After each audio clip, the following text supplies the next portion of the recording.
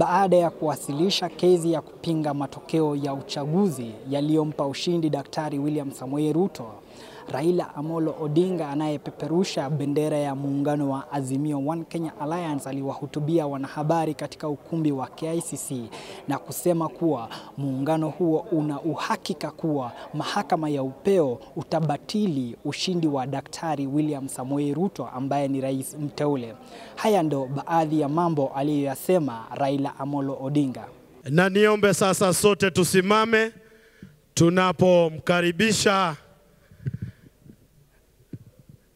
Engineer Daktari Raila Amolo Odinga. Karibu sana, Your Excellency.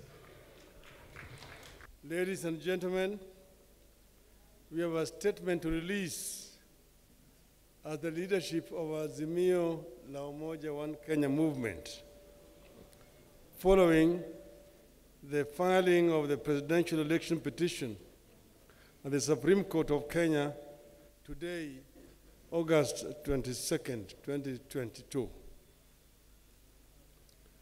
A short while ago, we successfully filed our presidential election petition at the Supreme Court of Kenya. The action we have taken is perfectly in line with the stipulations of our Constitution on resolving electoral disputes.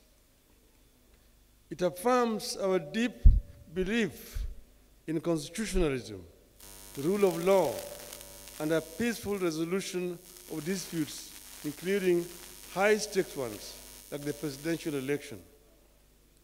We have been shocked that as we prepare to go to court, others tried to stop us. Kenyans and all those who followed our campaign will recall that fighting and ending corruption in Kenya was a core agenda throughout our campaign as Azimio la Umoja One Kenya coalition party. The presidential election results announced last week represent that continuing struggle, pitting the forces for democracy and good governance against the corruption cartels that are so determined that they will stop at nothing to take control of the government in this country.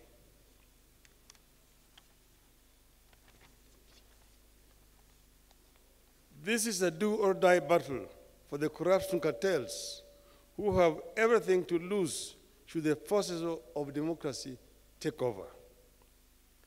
The corruption cartels are prepared to compromise electoral systems, bribe electoral officials, make security systems look other way, or even kill in order to find their way to power and their ill-gotten wealth and continue stealing from the public.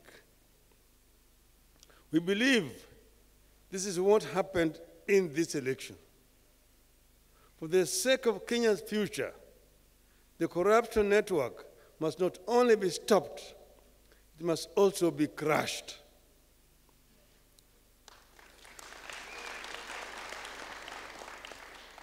This attempted takeover of the country in this election has not been an isolated phenomenon. It has been in the works every electoral cycle. The corruption cartel has been intruding into our elections by not only financing specific candidates, but also by threatening or assassinating candidates and election officials.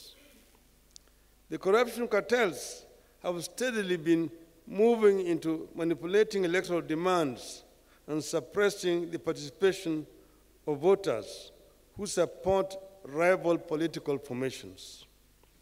Their activities that make it clear voters and votes do not matter have progressively reduced voter turnout in Kenya. At times, the cartels have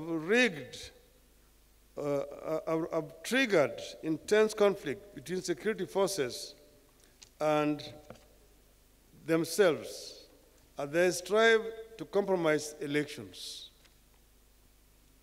Slowly but steadily, these forces are killing our hard-won democracy and are trying to return Kenya into a one-party state in their own interests. You have seen the speed with which they have moved to buy elected leaders just within 1 week. After being denied the numbers at lower levels elections, like members of the National Assembly, members of the county assemblies, and governors, these corruption cartels are working and buying leaders who have been elected on other parties' tickets to kill our democracy and also make the work of containing corruption at lower levels equally less effective. All these efforts have important political costs for our country, and they should not be underestimated. The corruption cartels know there are multiple benefits for them if they take over.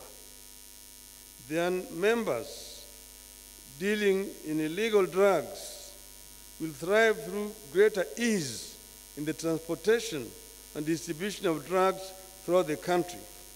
They will access intelligence information for more corruption. They will gain protection from the police for their leaders and their illegal activities. They will institute weaker or no restrictions at all for the money laundering, and they will ensure nobody else but them thrive. This potential array of favors for the cartels makes the capturing of government a profitable do-or-die venture for them. But it marks the beginning of the end of Kenya as we know it today. No nation, once captured by cartels, whether they be corruption cartels, drug cartels, gun-running cartels, or terror cartels, ever thrived or realized its full potential. The 2022 presidential election represents the most daring move by that cartel to overturn the wishes of the electorate. We refuse to allow Kenya to go that direction. It must not happen, and it will not happen.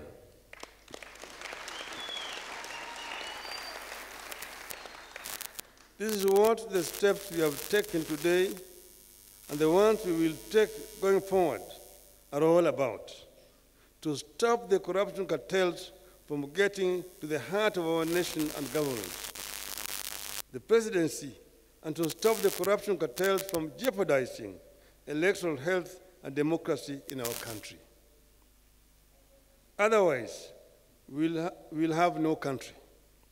Our supporters deserve the support of all our citizens and all the citizens and leaders of the world who believe in democracy, constitutionalism, and the rule of law.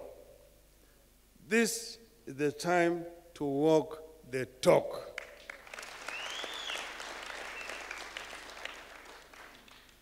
And I want to add, nitasema kichache kwa Kiswahili.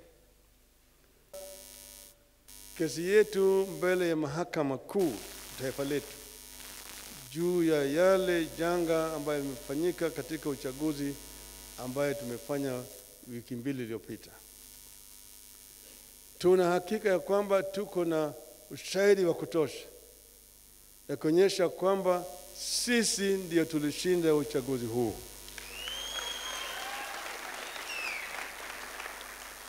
Imedhihirika wazi baada ya sisi kufanya uchunguzi na wale wengine ambaye walishiriki katika hiyo ulaghai kujitokeza kama Wakenya kusema maovu imefanyika hapa, sisi wenyewe tuliitwa, tulipwa pesa, lakini tuko tayari kutoa ushahidi, na shahidi yuko hapa. Yale ambayo imedhihirika siku hizi chache ambayo imepita ni kitu ambaye inaweza kuandikwa katika historia ya siku zijazo. hatukukuwa hata na uchaguzi ambayo mtu anaweza kufurahia. Wale walanguzi, wawezi walikuwa wamo ndani ya kule ukumbi kule Bomas of Kenya. Hapo walikuwa wanabadilisha matokeo kutoka eneo moja na eneo lingine hapo wanaingiza huko. Ukiona yale maovu walifanya siku hizo unaweza kushangaa. Na vile vile wakuu wa tume ya uchaguzi ukaongoza samaha. Tumesema ushahidi tuko nazo ya kutosha kuonyesha yale maovu yalifanyika. Na tumesema vile vile hata wakuu wafanyikazi wa tume ya uchaguzi wakaongozwa na yule mwenyekiti wao walifanya maovu mengi zaidi. Ukiona mwenyekiti mwenyewe akitofautiana na wanachama wake na kutangaza hata kama ma constituencies 31 kutoka yao yalikuwa hajawekwa pale, ni aibu kubwa kwa demokrasia ya Kenya. Lakini tunatoa shukrani kwa Wakenya kwa kusimama imara na vile vile kuonyesha utulivu wakati huu. Tunasema Wakenya wangoje wawe na subira. Maana yake tunasema subira huvuta heri. Tuna hakika ya kwamba mwishowe ukweli itajulikana. Na hiyo ukweli itapata sisi huru. Kwa hivyo sisi tunasema asanteni sana Wakenya wote pale kila mahali mko, hata marafiki wetu kutoka ng'ambo ambayo wako hapa. Tungependa kuwasihi wawe na subira, wasijiingize katika mambo ya siasa ya kindani ya Kenya. Wache Wakenya wasuluhishe mambo yao kama Wakenya, na sisi tunaweza kusuluhisha mambo yetu.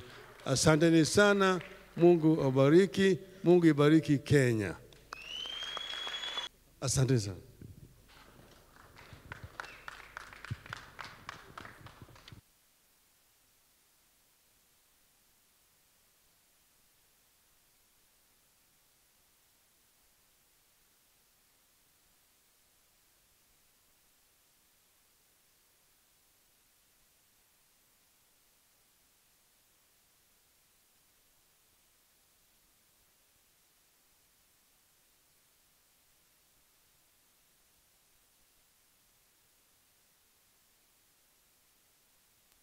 Kufuata sheria. Na labda kama tu kundi la Azimio mnataka nini, kuhesabiwa upya ama mwatakaje katika tuko na hakika sana, manake hata wakati wameiba walishindwa kuna mambo ambayo walishindwa kubadilisha, na koti ikifuatilia mambo haya tuko na ile uhakika ya kwamba Raila Odinga atatangazwa ya kwamba yeye ndio alishinda.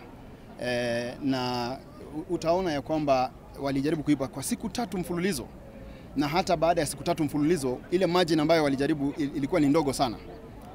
Na tukirudisha hiyo mambo yote ambayo imefanyika nyuma, itaonyesha wazi William Ruto alikuwa na kura ndogo sana, kura chache sana, angeweza kushinda. Pendekezo lenu ni kwamba lianze kuhesabiwe upya au kutafanywa kitu inaitwa retally, ambayo ni kuangalia zile documents kwa upya, kuhakikisha ya kwamba yale ambayo yako yani fake ama ni fake inaitwa nini, goshi yale mafomu ambayo sio haki yatolewe, na yale ambayo ya haki yaangaliwe, na yale ya haki yote yanaonyesha kwamba Raila Odinga alishinda kura hii. Hizi fomu haki na gushi ni zipi? Ni form 34A, form 34B? Sana ni form 34A, lakini hata form 34B wao waliingilia pia, lakini sana form 34A.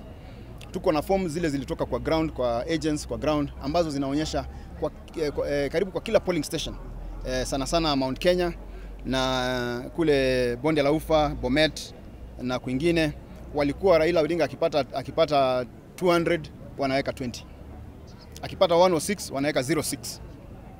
Na tuko na yale mafomu tunaziweka kando na kando, zote ziko kotini sasa. Kuna ile ambayo inaonyesha hapa, hii ni ile ilikuwa kwa polling station, inaonyesha Raila Odinga akona 106. Ile ambayo wako wameweka kwa portal wanaonyesha Raila Odinga amepata 06. Na hiyo ilikuwa ni mtindo ambao ulikuwa ni mtindo umefanyika karibu kila mahali. Vile kabla ya kutangaza kwa matokeo ulisema kwa eneo hilo lilikuwa crimes. Ndio. Maanisha nini? Ni kwa sababu niligundua kama agent mkuu ya kwamba watu hawa wanafanya kazi watu wa UDA walikuwa wanafanya kazi pamoja na watu wa IBC wakiwa wanasimamiwa na Wafula Chebukati na yule CEO anaitwa Marjan Hussein Marjan. Hao wawili walikuwa ndio wanasimamia pamoja na Gulie, Profesa Gulie, walikuwa wanasimamia watu kuhakikisha kwamba hii ukora inaendelea.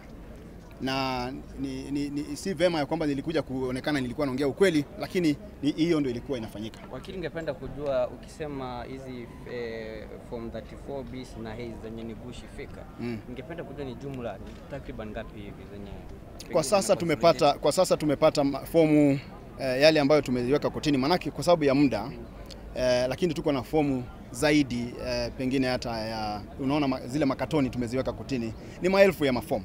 Ni maelfu ya mafomu na ziko kila mahali, sana sana Mlima Kenya na kule Bonde la Ufa ambao walikuwa wanadhania pengine hiyo ni ngome zao. Wakati waliona sio ngome zao wakaingia kwa IBC kubadilisha zile mafomu. Na jambo la msingi zaidi ni vile Wafula Chebukati alipatia wakora nafasi na akawapatia zile zinaitwa credentials, password ya hiyo portal ya IBC. Ikawa wanaweza kuingia na kufanya chochote. Akawapatia administration rights, admin rights ya kwamba wao wangeweza kufanya chochote. Kwa hivyo kura hii William Ruto hata kama angepata kura mbili peke yake bado angetangazwa mshindi. Walikuwa wameamua lazima William Ruto ashinde. Kwa hiyo upande wa Mlima Kenya na Bonde la Ufa mlikuwa na maagenti, kwa sababu hiyo ndio swali kuu. Tulikuwa na maagenti, kuna mahali tulikuwa na maagenti, kuna mahali maagenti wetu walikatazwa kuingia. Sana sana kule Mlima Kenya na kule Bonde la Ufa. Na mafomu haya ambayo tunasema fomu ya agent inaonyesha Raila alikuwa na kama ni 106 alafu anapewa 06. Haya mafomu yametoka kwa maagenti wetu. Nikiripotia Ayo TV kutoka Nairobi, langu jina ni Ronald Sang.